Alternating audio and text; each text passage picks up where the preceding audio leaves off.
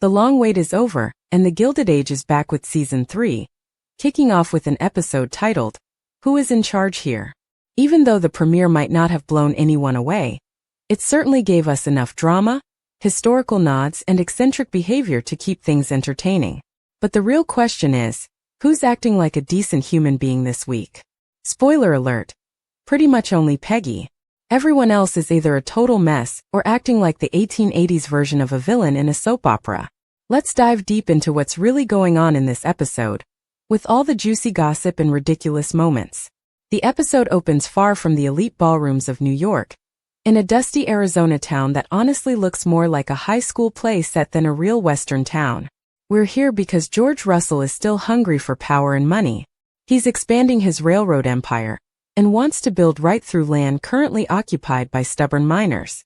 These miners aren't ready to give up their only source of livelihood to a rich man who already seems to own everything. When they ask to negotiate as a group, George dismisses them by calling them clodhoppers, which is basically a fancy way of calling them idiots. Very classy, George. Eventually, George does meet with the miners, but they tell him they want in on the profits too. George is clearly annoyed, but he doesn't stick around to argue. He rushes back to New York because there's panic about a bank run happening. Another reminder that even powerful men like him have to hustle to stay at the top. He leaves his assistant to handle the land deals in Arizona, which might not be the smartest move. But hey, George is busy and drama waits for no one. Back in New York, things are getting messy.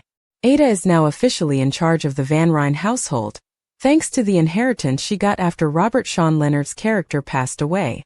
Since then, Ada has been bouncing from one charity cause to another like a rich lady trying to find meaning in her life.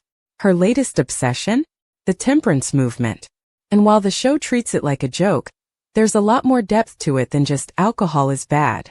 During one of her meetings, the temperance leader delivers a fiery speech about alcohol leading to the fury of hell. The show frames it like these women are being overly dramatic, but in reality, the temperance movement was one of the few places where women could take a stand and speak up at a time when they had almost no power, especially if their husbands were wasting money or being abusive. Instead of exploring this serious topic, the show just laughs it off, which feels like a wasted opportunity. Honestly, these women helped raise the age of consent across America and fought for serious reform, and they deserve a little more respect. In a blink and you'll miss it scene, we see Broadway legend Audra McDonald bidding goodbye to her daughter Peggy, played by Denise Benton. Peggy's barely in the episode, but she's one of the only characters who isn't being awful to everyone around her. On top of that, we're introduced to another big name, Victoria Clark, who plays the mother of a new suitor named Billy. He's courting Gladys, but no one really has strong feelings about him. He mostly just exists so Gladys has a backup plan if the Duke of Buckingham, or as we're calling him Hector, doesn't work out. The opera becomes a central backdrop for some juicy drama this episode. Victoria Clark and Billy show up to watch just the third act of La Traviata, which is kind of a weird choice because the whole opera is iconic. But hey, maybe they just wanted to see the soprano die dramatically. Meanwhile, Larry and Gladys were supposed to attend with Aurora Fane, played by Kelly O'Hara, but Aurora's dealing with her own chaos. Her husband drops the bombshell that he wants a divorce. In the 1880s. He also casually mentions he's having an affair with someone named Elsa Lipton. There's definitely a "this guy is secretly gay" energy to the scene, and if that's the case, it seems like a missed chance not to come out with it, especially during Pride Month. Aurora's response is complicated. She doesn't want a divorce and definitely doesn't want to drag this into the public eye in Newport, as her husband suggests.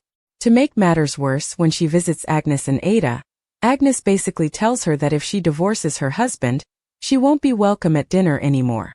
Talk about cold. Aurora's caught between a cheating husband and society's harsh judgment, and no one is being helpful.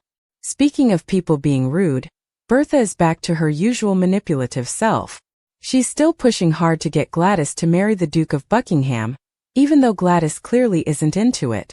Bertha's behavior is so cold and calculating that she's basically become a Gilded Age version of Ebenezer Scrooge. Meanwhile, Larry is still in a relationship with Marion, but his decision-making is questionable. He shows up to a meeting wearing a ridiculous bowler hat and won't let Jack, who really wanted to be there, join the discussion. Very uncool Larry. Marion also shows up to the temperance meeting and makes jokes, which feels tone-deaf considering how important those gatherings were for women's rights. Everyone is just being kind of awful this week, honestly, except Peggy, who may or may not be dying of consumption, because of course we can't have one purely good character without threatening their life. As the episode ends, Gladys has had enough of everyone trying to control her. Instead of continuing to play along with her mother's marriage schemes or dealing with people like Billy or Hector, she bolts into the night, dramatically. And who can blame her? Some of the lighter gossip moments from the episode include Bertha Russell dismissing Billy as a worthless non-entity. Ouch. Larry Russell committing a fashion crime with that hat, and John Singer Sargent randomly showing up to paint Gladys. The Sargent cameo feels as awkward as when Rose talks about Picasso in Titanic, very forced and way too self-aware. But the show loves its historical name drops, so it is what it is. Also, let's not ignore the biggest unanswered question. Aurora's husband is gay, right? The show is being vague, but all the signs are there. If that's where they're going, they should just go there already instead of dancing around it. Overall, this episode had plenty of drama, even if it sometimes missed the mark. The characters are acting out, society is crumbling under its own pressure, and only Peggy seems to be keeping her moral compass intact. If Season 3 keeps up this energy, and maybe gives a little more respect to historical issues like women's rights, we might be in for a messy but meaningful ride.